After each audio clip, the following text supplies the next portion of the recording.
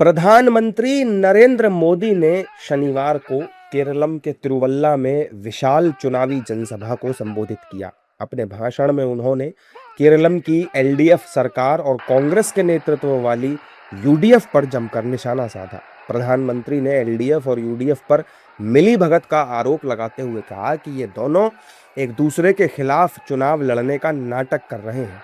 उन्होंने कहा कि केरलम के लोगों के बुनियादी मुद्दों के लिए अगर कोई चुनाव लड़ रहा है तो वो बीजेपी और एनडीए है। आपने ये भी देखा है कि इस चुनाव में एलडीएफ और यूडीएफ दोनों मिलकर सिर्फ बीजेपी को गालियां दे रही है। उनके निशाने पर सिर्फ बीजेपी है। इसकी एक वजह और भी है जो आपको जरूर जानना चाहिए, नोट करना चाहिए।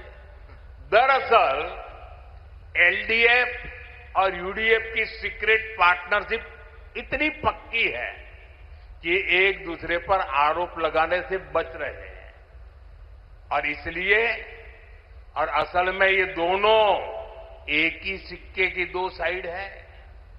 इनकी ये दुश्मनी है ना, वो नकली है, WWF है।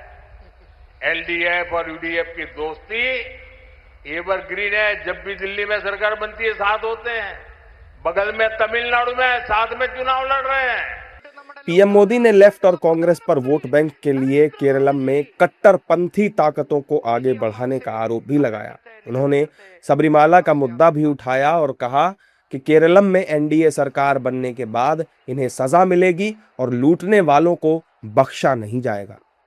लेफ्ट और कांग्रेस का भ्रष्टाचार हो या उनका तुष्टीकरण, इसका सीधा हमला केरलम की संस्कृति और आस्था पर हो रहा है। पहले इन लोगों ने सबरीमला तीर्थ को बदनाम करने के लिए कैसे कैसे षड्यंत्र रचे थे और अब सबरीमला इनकी लूट और चोरी के निशाने पर भी आ गया है। लेफ्ट वाले तो हमेशा से हिंदू आस्था पर हमले के लिए जाने जाते हैं। इसलिए एलडीएफ सरकार मामले की जांच सीबीआई को नहीं सौंप रही है और जो कांग्रेस हमेशा मंदिर से जुड़े विषयों को अछूत मानती थी, वो आज हिंदुओं की हितैषी बनने का नाटक कर रही है, दिखावा कर रही है, लोगों को गुम कर रही है।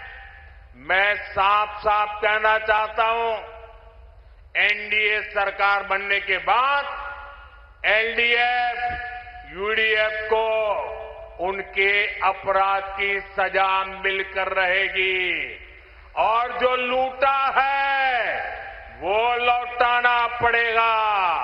प्रधानमंत्री ने कहा कि कांग्रेस और लेफ्ट को खाड़ी देशों में रहने वाले लोगों की कोई चिंता नहीं है, इसलिए वो गल्फ कंट्रीज को उकसाने वाले बयान दे रहे हैं और वहां रह रहे भारतीयों की सुरक्षा को संकट में डाल रहे हैं। कांग्रेस चाहती है कि वेस्ट एशिया के देश भारत को अपना दुश्मन समझ ले। हम यहां कोई ऐसी गलती कर दे, कुछ ऐसा बयान कर दे और गल्फ कंट्री से भारतीयों को वहां से बाहर निकलने के लिए मुसीबत आ जाए। इसलिए कांग्रेस गल्फ कंट्रीज को नाराज करने वाले बयान दे रही है। कांग्रेस चाहती है कि पैनिक फैले और उसे मोदी को गाली देने का मौका मिल जाए। अरे कांग्रेस के लोगों, एलडीएफ के लोगों, यूडीएफ के लोगों, अरे राजनीति अपनी जगह पे है। अरे चुनाव आते जाते रहेंगे, लेकिन मेरे केरलम के लाखों भाई बहन वहां है। मेरे लिए उनकी सुरक्षा ये सबसे बड़ा काम है और मैं इसके लिए कमिटेड हूं। पीएम मोदी ने कहा कि केरलम के लोगों ने इस बार परिवर्तन का मन बना लिया है। 4 मई को दशकों पुराने कुशासन का अंत होगा और केरलम में पहली बार बीजेपी एनडीए की सरकार बनेगी। 9 अप्रैल को वोटिंग और 4 मई को